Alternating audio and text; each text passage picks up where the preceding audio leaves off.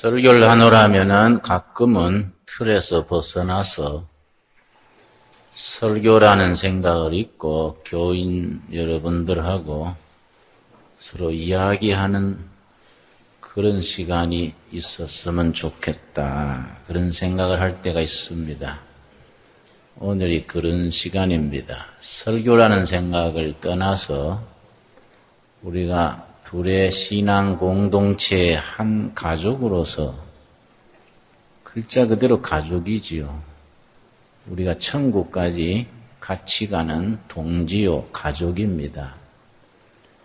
여러분이 이 땅에서 살다가 숨 거두면 내가 우리 교역자들이 가서 장례식을 할 것이고, 내가 또 무슨 일이 있어서 죽으면 여러분이 또 내 장례식에 참여할 것이고, 그래서 천국에서 또 같이 만나게 되지요. 그 서로가 이제 한 가족으로서 설교다, 설교를 한다, 듣는다 이런 관계를 떠나서 마음을 열고 서로 이야기하는 그런 시간이 참 필요합니다. 입하고 한단 말이 참 좋아요. 입하고 한다는. 제가 이번에 중국 갔을 때 들은 얘기부터 하겠습니다. 중국의 서울은 베이징, 북경입니다. 북경에서 한 3개월 전에 있었던 얘기인데요. 중국을 이끌어가는 지도자들, 그 밑에 차관급입니다. 차세대 지도자격이 된다 할까요? 40대 후반, 50대 초대는 중국을 이끌어가는 차세대 지도자들이 한 30명이 모여서 얘기하는 자리에 참석했던 사람이 나한테 심각하게 그 얘기를 해줬습니다. 그분들 얘기가 중국의 장래에 대해서 얘기를 하면서 중국이 공산 치하에 있다가 이제 80년대에 개혁 개방을 했습니다. 참 그걸 잘했어요. 경제 개혁을 먼저 했습니다. 80년대 들면서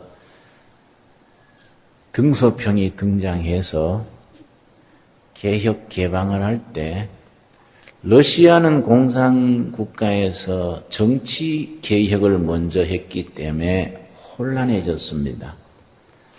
중국은 상당히 그 지혜롭게 경제 개혁을 먼저 하고 이제 다음 단계로 정치 개혁을 하도록 시간을 짰는데 중국 경제가 많이 좋아졌습니다.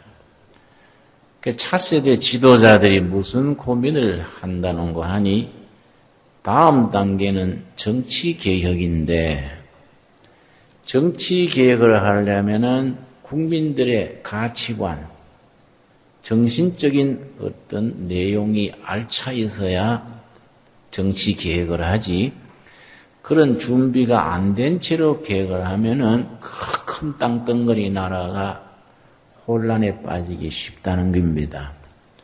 요즘 경제가 좋아지면서 우리나라도 진작 그런 걸 겪고 있습니다만은 중국 사회도 심각해져서 1년에 중국 청년들을 중심으로 자살하는 사람이 한 20만이 넘는다 그래요. 우리나라도 금년에 자살이 한 15,000명 안팎이 됩니다. 근데 중국은 뭐 우리 비교도 안 되죠. 20만 이상이 매년 자살을 하는데 한 3개월 전에 한 달 동안에 중국의 북경대학, 우리나라 서울대학에 해당하는 대학입니다. 중국 13억 인구에서 전부 천재들이 모이는 학교가 이제 북경대학인데 한 달에 북경대학 학생이 3명이 자살을 했다는 겁니다. 그 가치관의 혼란, 정신적인 황폐 때문에 경제가 좋아지면서 그걸 뒷받침할 수 있는 정신적인 가치, 이게 뒷받침이 안 되니까 이게 사람들이 자살을 하는 겁니다. 그런 걸 눈으로 보는 중국의 차세대 지도자들이 무슨 생각을 한다는 거 하니 그 사람들 얘기예요.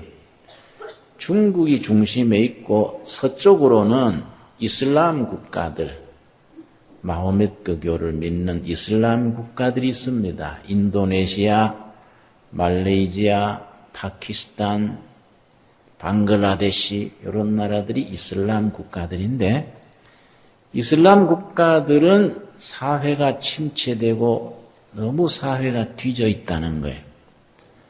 그런데 중국 동쪽으로 한국이 있는데 한국은 자원도 없고 6.25 뒤에 잿더미에 있던 나라인데 기독교를 중심으로 해서 남조선이 한국이 일어났다는 거예요. 한강의 기적이라 할 만큼 한국은 어떻게 해서 발전했을까? 중국 사람들의 보는 관점은 기독교가 큰 역할을 했다 이거죠. 그래서 그 사람들 생각이 이제 정치 개혁을 하려면은 정신적인 가치, 종교를 개방을 해야겠는데 지금까지는 중국이 겉으로는 종교 자유로 되어 있지만은 실상은 많이 견제하고 어떤 경우는 핍박도 하고 그래 해왔습니다. 어차피 오래 못 간다는 걸 자기 생각하는 거예요. 북경 올림픽이 이제 몇 년 안 남았습니다. 북경 올림픽을 지난 뒤에부터 종교도 완전히 개방을 해서 중국 국민들이 종교를 자유롭게 선택할 수 있도록 그렇게 하고 그런 정신적인 개방과 더불어 정치 개혁을 해야겠는데 중국 서쪽에 있는 인도네시아, 파키스탄 이런 나라들은 이슬람을 중심으로 나라를 세웠기 때문에 대단히 사회가 부진하고 뒤떨어져 있다는 거지요. 한국은 기독교를 중심으로 해서 사회가 크게 발전을 하고 경제가 성장했으니 앞으로 중국이 종교를 개방할 때에 한국 스타일을 많이 선택할 필요가 있다. 한국처럼 기독교를 많이 특별히 개신교를 많이 활성화해서 중국이 경제개혁에 있어서 정치개혁 그 시점에 종교를 개방하면서 개신교를 우리가 많이 활성화하는 방향으로 나가야 되지 않겠는가.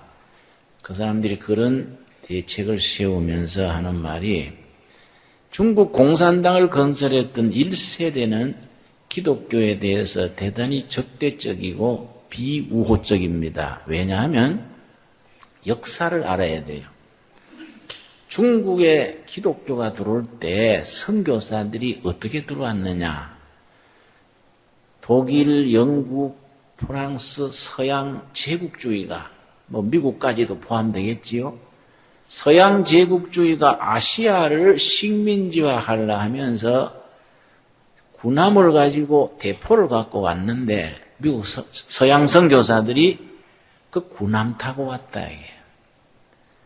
그러니까 중국 사람들이 볼 때는 기독교라는 것은 제국주의의 앞잡이다 이게. 중국 사람들이 선교사 말을 듣고 예수를 믿기로 했는데 뒤에 군대가 들어왔다. 선교사들 믿고 예수 믿기로 했는데 아편이 들어와가지고 그 아편 장사꾼이 들어와가지고 중국의 백성들을 완전히 황폐시켰다. 그래서 중국 사람들에게 있어서 기독교라는 것은 중국 인민을 병들게 하고 중국에 있어서 열등감, 모욕감, 배신감의 하나의 상대가 됐다는 겁니다. 그래서 중국이 공산화되기 전에 중국에 무슨 말이 있었느냐 하면은 중국에서 기독교인이 한 명 늘어나면 중국 국민 한 명은 없어지는 거다. 이런 얘기가 이제 돌았다는 거이지요. 그런데 참 우리가 중국의 경우를 보면은 선교에 있어서 하나님이 역사하시는 증거를 볼 수 있게 됩니다. 모택동이 중국을 공산화 성공시킨 것이 1949년인데 그때 중국의 교인은 넉넉 잡아서 500만, 보통 300만에서 500만 사이. 워낙 큰 나라니까 통계도 잘 안 나오는 거이지요. 많아야 500만 넘지 않았다 이거예요. 그런데 공산당 정부가 들어선 뒤에 기독교를 제국주의의 앞잡이로 보니까 철저히 탄압을 해서 예배당을 불태우고 예배당을 접수해서 창고로 만들고 지도자들은 감옥 보내고 특별히 문화혁명 때 1960년대 후반 1970년에 걸쳐 10년간 진행된 것이 문화혁명입니다. 문화혁명 때는 기독교를 철저히 파괴를 했습니다. 감옥 보내고 성경은 전부 보는 대로 불태우고 그렇게 했습니다. 그래서 그때 문화혁명 끝난 뒤에 무슨 말이 돌았느냐 하면은 중국에서 기독교는 이제 박물관에 가야 있는 거다. 그리고 문화혁명의 지도자 중에 모택동의 아내 강청에서 강청 아주 이 독한 여자예요. 이 강청이 문화혁명 끝난 뒤에 기독교를 철저히 없앤 걸 자랑스럽게 말하면서 서방 기자한테 그런 말한 기록이 남아 있습니다. 이제 중국에서 기독교인은 한 명도 없어졌다. 근데 이건 그 사람 생각이에요. 중국 중부 지역의 무한성 부근에 선교사들이 선교를 열심히 해서 기독교인들이 한 20만 정도가 됐습니다. 그 지역에. 공산당 정부 들어오고 문화혁명 거치면서 철저히 박해를 해서 한 1000명 남았어요. 1000명 또 지도자는 감옥에 있고 그저 민초들 논둑에서 예배 보고 산골짜기에 숨어가지고 예배 보고 안방에서 보초를 세우고 예배를 보고 그랬었는데 그 1000명 남았던 교인 속에 성령께서 역사하신 거예요. 사도행전 2장의 오순절 성령 역사와 같은 그런 성령의 역사가 뜨겁게 역사해서 그 사람들이 성령 받고 전도자가 다 된 거예요. 전도하다가 잡히면 감옥 가고 감옥 가서도 전도하고 나오면 전도하고 그 사람들이 전도가 됐는데 예를 들어서 그 중에 여성 한 명은요 처녀로서 예수 믿고 사명감을 가지고 중국 서쪽 저쪽이 위구르 지역은 이슬람 지역입니다. 그 위구르 지역에 이슬람 지역에 혼자 들어가가지고 평생을 전도했는데 30년 만에 그 지역 크리스찬이 40만 명이 됐어요. 기적이죠, 기적. 여자 한 명이 성령의 불덩어리가 돼가지고 위구르 이슬람 지역에 들어가서 30년 걸려서 30만 크리스찬을 확보했다는 건 이거는 사람의 생각으로 상상할 수 없는 겁니다. 이래가지고 교회가 바닥에서 부흥댕깁니다. 공산당 정부가 부패하고 인민들이 공산당 정부를 싫어하게 되면서 공산당이 핍박하는 기독교 쪽으로 마음이 돌아선 거예요. 그래서 옛날에는 기독교인 가면은 중국 인민에는 적이랬는데 지금은 기독교인 가면 깨끗하고 나라 사랑하는 사람이다. 지금 중국의 제일 문제가 부패입니다. 부패. 그런데 중국 신문에 난 거예요. 기독교인들 중에는 부패가 없다. 부패. 기독교인은 정직하다. 그래서 지금은 무슨 말이 도느냐 하면은 중국 땅에서 기독교인 한 명이 늘어나면 애국자가 한 명 늘어난다. 이렇게 이제 바뀌는 겁니다.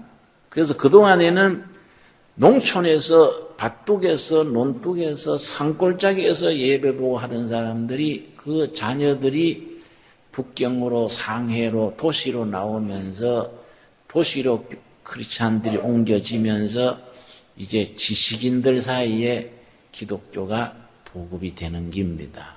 그래서 어떤 분은 대학 교수로서 혼자 성경 보다가 예수 믿고 라디오 방송 듣다가 예수 믿고 그렇게 하는 거예요. 내가 중국 지하교회 지도자들을 만났을 때 그런 얘기해요. 자기들은 한국 교회를 벤치마킹하고 싶다. 한국 교회가 우리를 좀 지원해달라. 그러고 북한 전도하는 거에 대해서 무슨 얘기하는 거 하니? 남조선에서 북한에 전도하기가 어렵지 않느냐. 중국에다가 우리를 밀어주면 북한은 자기들이 하겠다. 사회주의 형제국가니까 중국과 북한은 자기들은 북한에 마음대로 왔다 갔다 한다. 그러니까 자기들이 전도할 때니까 한국교회는 중국교회를 밀어달라. 그래서 당구 치듯이 스리 쿠션으로 이렇게 하자. 그거 참 좋은 얘기다. 그거 참, 여러분, 그런 게 공산당이 80년대에 등소평이 들어와서 개방을 하고 나니까 중국에는 교인이 한 명도 없다던 나라에서 교회만 열면 구름대같이 모이니까 구름대같이. 여러분, 예수 믿고 석 달 되는 사람한테 말 똑똑하게 한다고 네 전도사 해라. 이래가지고 응? 창세기가 어딘지도 모르는 사람이 설교한다고 이러고 응?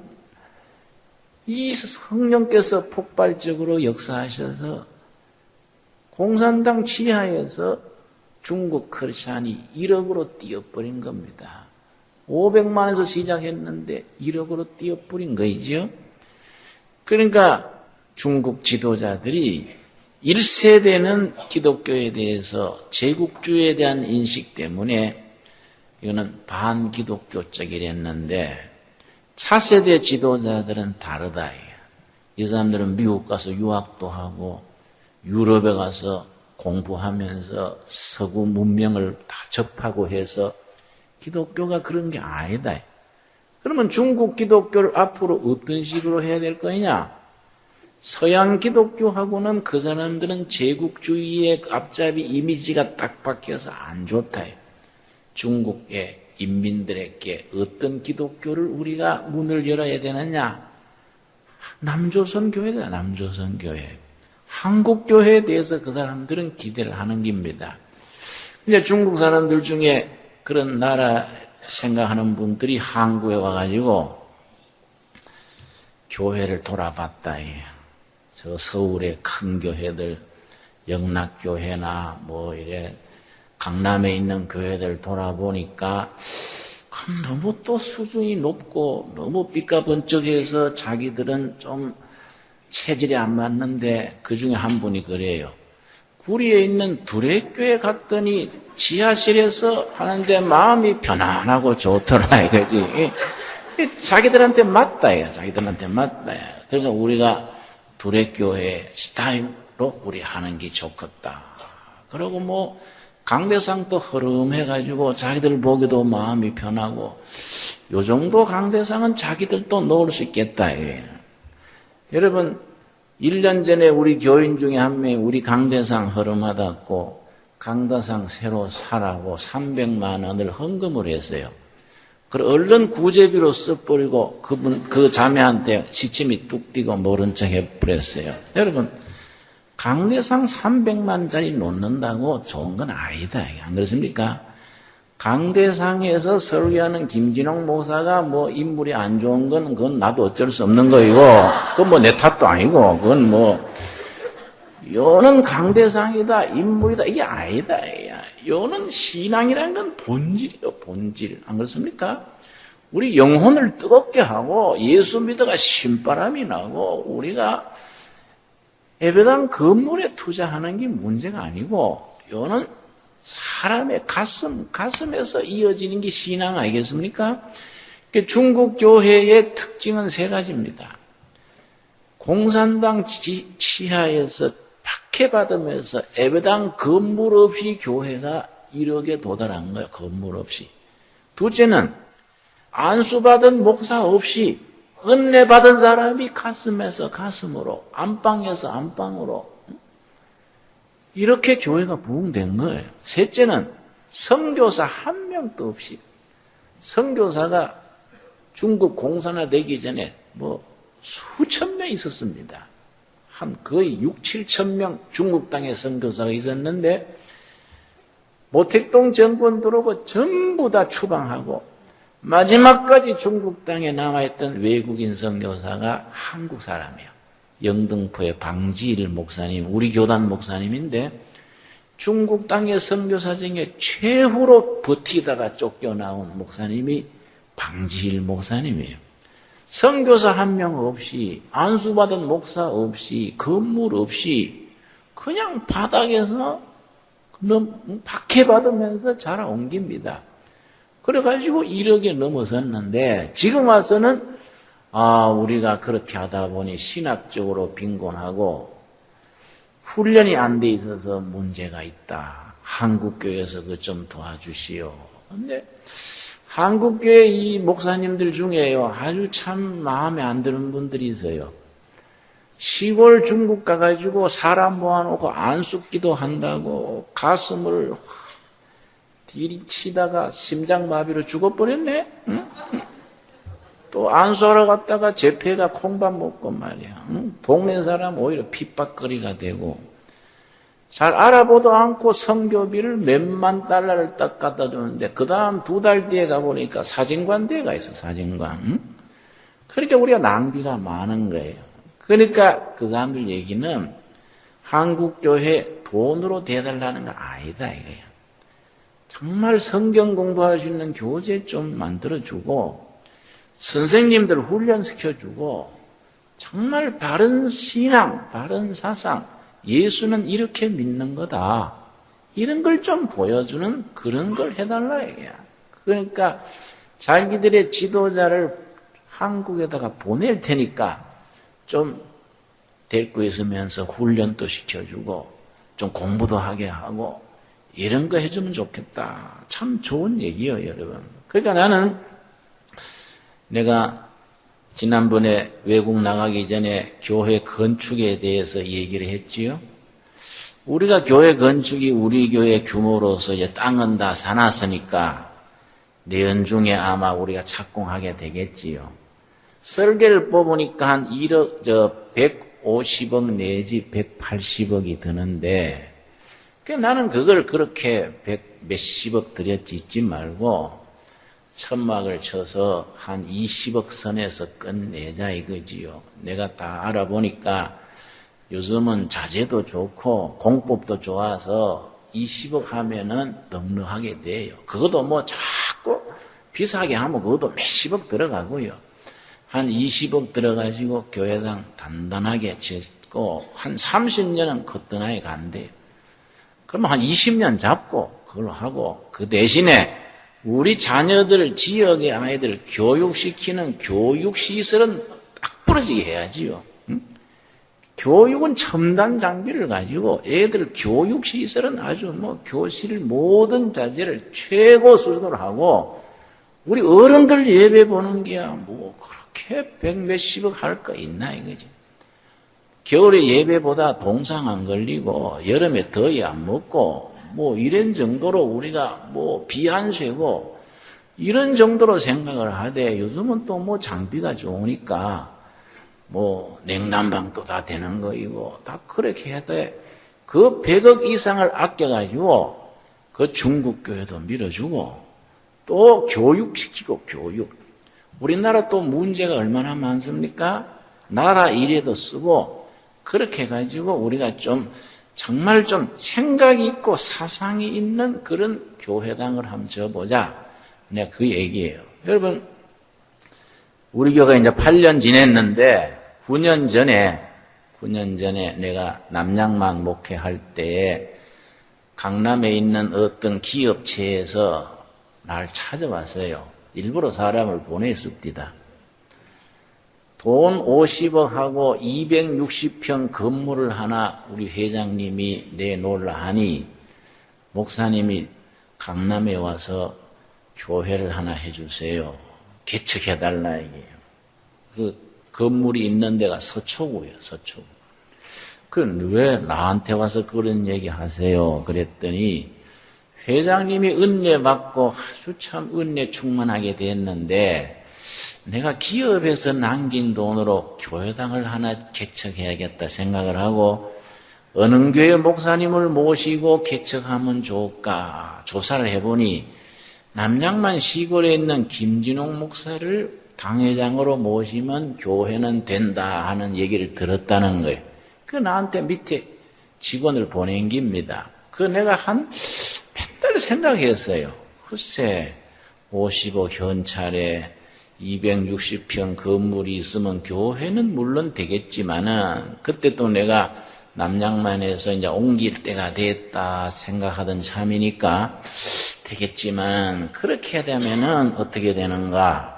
내가 30살에 빈민촌에 들어가서 30년간을 내가 목회해온 생각 있고 신학 있고 내가 사상성이라는 게 있는 거인데 50억 받고 건물 받아가 서초구에다가 하면은 조금 안 맞는 것 같아요. 서울 강남에는 좋은 교회들이 또 있지요. 사랑의 교회, 온누리 교회, 영동교회 좋은 교회들이 많이 있습니다. 그 속에 몇가지 끼어들 거 있을까? 그래서 내가 이 구리에 와 보니까 그때는 이 건물이 말이에요. 안 됐을 때, 골조만 있을 때예요. 지하실에 요 교회하면 딱 맞겠다. 그래서 여기 시작을 했는데요. 내가 평생에 잘한 거 몇 가지 중에 한 가지라고 생각해요. 참 여기서 시작하기를 잘했다 생각을 하고 그래서 우리가 이 그동안에 8년 동안에 이 공기는 나쁘고 계단은 좀 많습니까? 나이 드신 분들 계단 들이는 거 보면 미안해요. 아주 내가 참 대단히 미안하고 또 공기도 나빠서 건강에 안 좋은 사람들은 좀 답답하다 그래요. 그런데도 우리 교우들이 8년간 열심히 와서 이렇게 참여하고 너무너무 나는 고맙게 생각합니다. 그래서 우리가 내년쯤은 옮기는 것이 때가 맞겠다 생각해서 한 달에 이제 땅은 사놨으니까 그거 이제 정지 작업해가지고 천막 치면 되는 거예요. 물론 허가 내가지고 다 해야 되겠지만은 본래 내 전공이 무허가 건축입니다. 예. 나 전공입니다, 전공. 예, 청계천 판잣집을요, 판잣집이 여러분 73년도입니까? 73년 한해 겨울에 집을 28번 졌어요. 낮에 철거반 뜯고 가면 밤새 짓고 또 그 다음 뜯으면 또 짓고 누가 이기나 보자. 명찔긴 놈이 이긴다 하고 했는데 그때처럼 그래 무화과로 밤새 지어서는 안 되겠지만은 나 절차를 밟아야 되겠지만은 법도 법 나름이에요, 여러분. 우리가 뜻이 분명하고 목표가 분명하고 가슴이 뜨거우면은 하나님께서 길을 열어주실 줄로 믿습니다, 여러분. 여러분 우리가 한 20억 안팎으로 딱 짓고 100억을 아껴가지고 이걸 가지고 제대로 나라 일에 교육 일에 중국 선교, 몽고 선교 과감하게 믿으면은 하나님께서 기뻐하시는 일이다 이거죠. 안 그렇습니까? 내가 그렇게 외국 나가기 전에 이제 말씀드렸는데 갔다 와서 가만히 살펴보니까 대체로 좋은 생각이라고 동의를 하시는 것 같은데 10명 중에 한두 명은 거기 마땅치 않은 분들이 있는 것 같아요. 이왕지사 김진홍 목사 있을 때 좀 제대로 져가지고 후손들한테 물려줘야지 그 천막 쳐가지고 그거 되겠냐. 물론 여러분 천막도 천막 나름입니다만은 나는 그거는요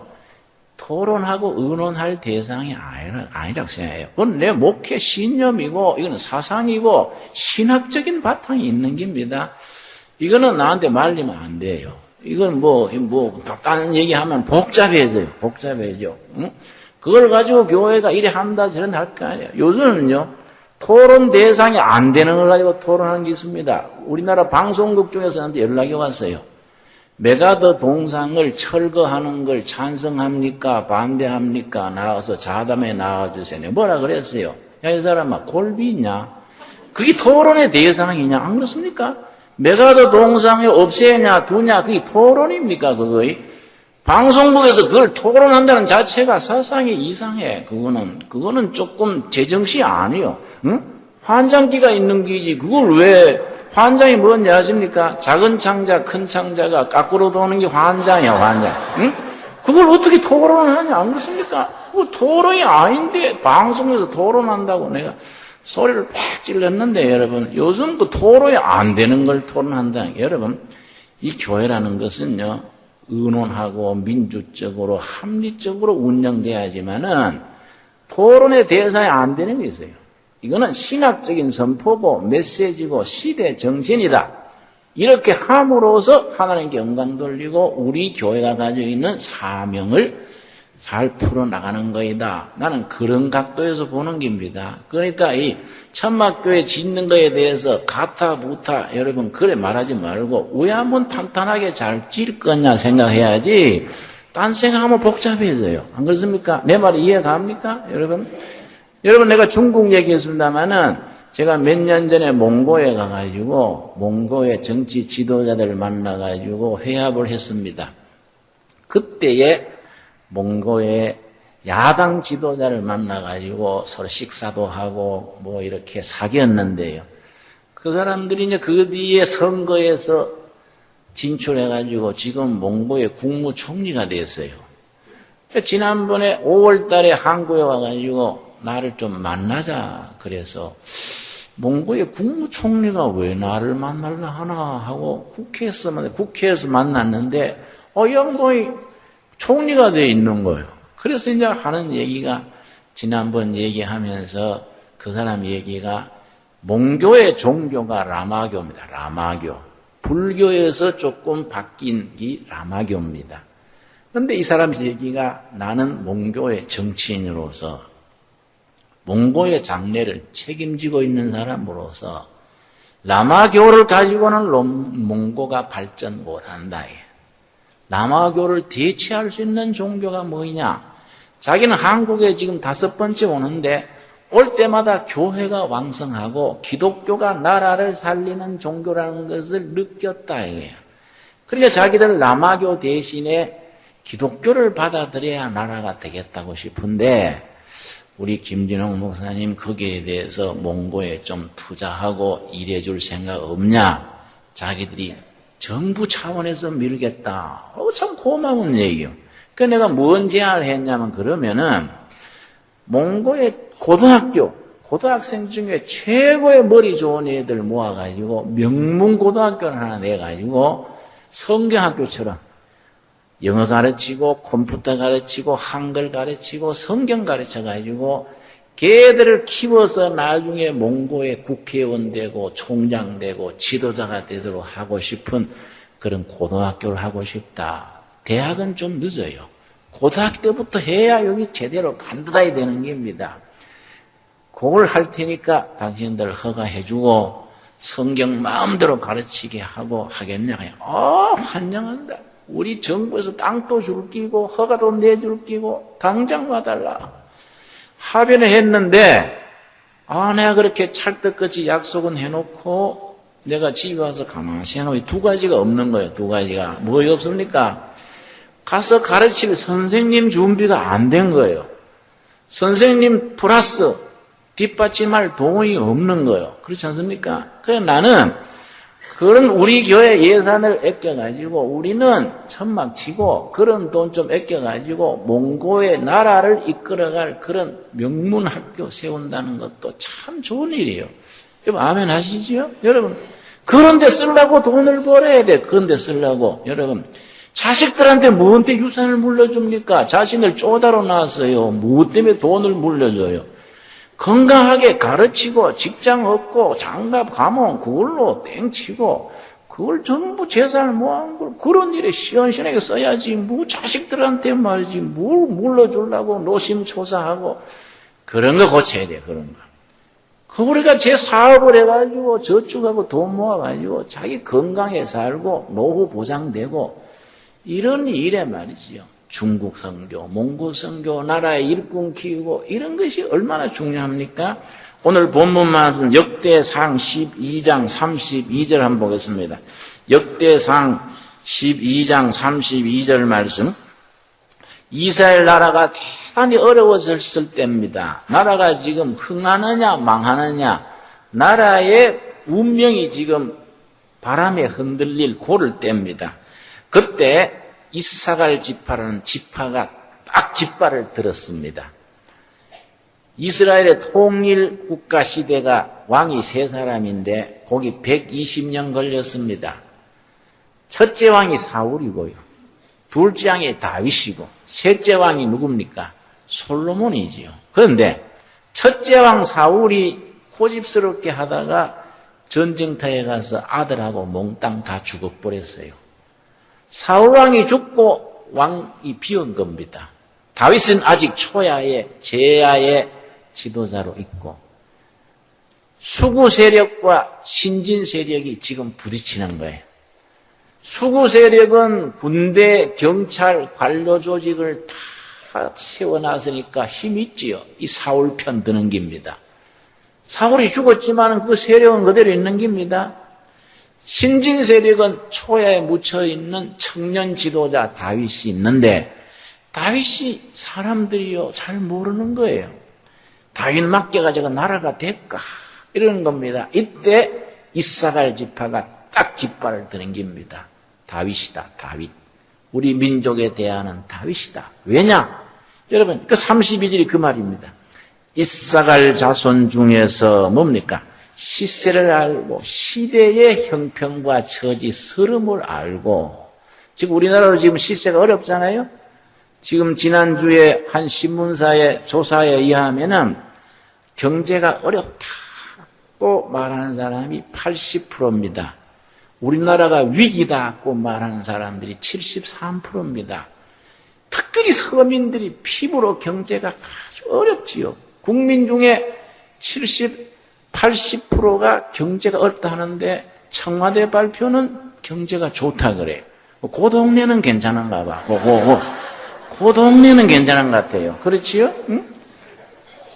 근데 이 나라 위기라는 게 73%입니다. 이런 시대에 나라 사정, 교회 사정을 바로 알고 그 시세를 안다는 거예요. 시세를 알고 그 다음 뭐입니까? 이스라엘이 마땅히 행할 것을 아는 뭐이지요? 두목, 지도자입니다. 지도자. 이스라엘이 지금 뭘 해야 된다? 이 나라가 어떤 방향으로 가야 된다? 나라의 기틀을 어떻게 세워야 된다? 이걸 분명히 아는 사람이 200명의 지도자가 있어서 두목이 200명이니 저희는 그 모든 형제를 뭡니까?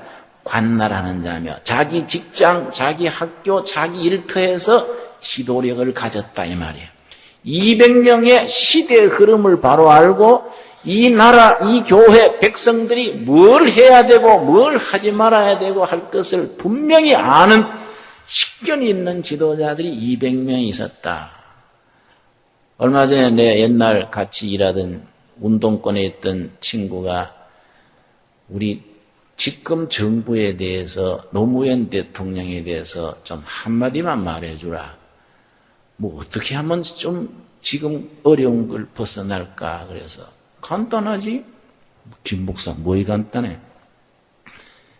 대통령이 법을 지키면 돼요. 대통령이 뭐 복잡한 법도 필요 없고 헌법만 지키면 돼. 헌법. 대통령 자리는 헌법이 규정하는 헌법을 수호하는 자리입니다. 대통령이 헌법만 지키면 돼. 어떻게 하면 안 지킬까? 꽁수를 밤낮으니까 보기에도 딱하고 그래 하다가는 물러난 뒤에 또 콩밥 먹어. 왜 그렇게 자꾸 꽁수를 쓰냐? 안 그렇습니까? 헌법만 지키면 돼. 복잡할 거 없어요. 법을 준수하면 돼요. 법을. 여러분 우리가 복잡할 거 없습니다. 여러분 진리는 간단해요. 모든 것은 투명합니다. 투명. 기다 아니다 분명한 긴데 자꾸 딴 생각을 하고 꽁수를 쓰고 눈알 굴리면 니도 복잡하고 나도 힘들고 다 복잡해. 여러분 이사갈 지파가 나라가 혼란하고 어려울 때에 뭐라고 씁니까? 같이 한번 읽겠습니다.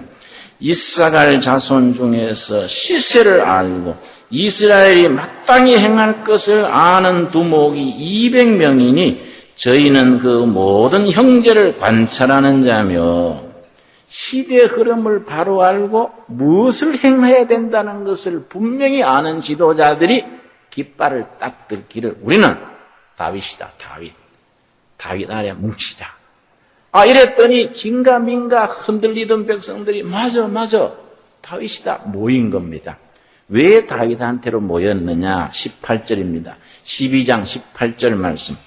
때에 성신이 30인의 두목 아마스에게 감동하시니 가로되 다윗이여 우리가 당신에게 속하겠고 이새의 아들이여 우리가 당신과 함께하리니 원컨대 평강하셔서 당신도 평강하고 당신을 돕는 자에게도 평강이 있을지니 그 다음이 핵심입니다. 우리 한번 같이 읽겠습니다. 이는 당신의 하나님이 당신을 도우심이니이다. 요걸 하나님이 함께하는 사람, 하나님이 쓰시는 교회, 하나님이 함께하는 일꾼, 하나님이 함께하는 사람들이 하나님의 뜻을 받들어가지고 하나님의 일을 제대로 하면 교회도 살고 나라도 살고 시대가 살아나는 겁니다. 여러분 아멘 하시죠? 복잡할 거 없습니다. 우리가 성경을 밤낮 붙들고 들고 다니면서도 하나님이 이 시대에 우리가 뭘 하라고 이러신다. 이거 모르고 지나면은 이게 참고서도 아니고 힘이 없지요, 여러분. 이사갈 지파가 그걸 분명히 했는데 이사갈 지파는요 12지파 중에 제일 후진 지파입니다. 그 땅도 저 산간지대에 아주 몹쓸 땅에 붙어가지고 아주 개간하고 12지파 중에 제일 아주 어려운 땅에 가난하고 좀 뒤처지는 지파인데 이 사람들이요 난세 딱 깃발을 든 거예요. 우리는 이거다. 이사갈 지파가 분명히 나서니까 다른 지파들이 모여서 결과 어떻게 됐냐? 40절입니다. 40절 말씀. 또 근처에 있는 자로부터 이사갈과 스불론과 납달리까지도 식물을 나귀와 약대와 노새와 소에 무수히 실어왔으니 곧 과자와 무화과병과 금포도와 포도주와 기름이요 소와 양도 많이 가져왔으니 고단 같이 읽겠습니다. 이스라엘 가운데 희락이 있음이었더라. 희락은 기쁨이다. 기쁨. 우왕좌왕하고 백성들이 허둥지둥하다가 이사갈 지파가 딱 깃발을 바로 들고 나가니까 맞아. 그렇게 하면 되겠구나. 희망이 생기니까 기쁨이 오고 기쁨. 이스라엘에 희락이 있더라. 영어로는 joy in the Israel. 이스라엘 안에 기쁨이 왔어. 왜 기쁨이 왔습니까? 희망이 생기면 백성들은 기뻐하는 겁니다. 여러분, 나라가 우리가 배고파서 지금 위기가 아닌 거예요. 내일에 대한 희망의 깃발을 분명히 안 들면은 백성들이 허둥지둥하고 불행해지는 겁니다. 지금 배고프고 어려워도 희망을 주면 우시자 뭉치고 기쁨이 오는 겁니다. 여러분, 그 기쁨, 희망이 어디서 오는 겁니까? 베드로전서 3장 15절, 우리 한 절 읽고 마치도록 합시다. 베드로전서 3장 15절 말씀. 3장 15절입니다. 신약성경 380페이지, 신약성경 380페이지, 그 소중한 희망이라는 것이 어디에서 오는 거인가? 지도자라는 것이 작은 것, 자잘불한 것, 그 꽁수 쓰는 게 아니고, 국민들에게 희망을 주고 용기를 주면 되는 거이지요? 일은 국민들이 하는 겁니다.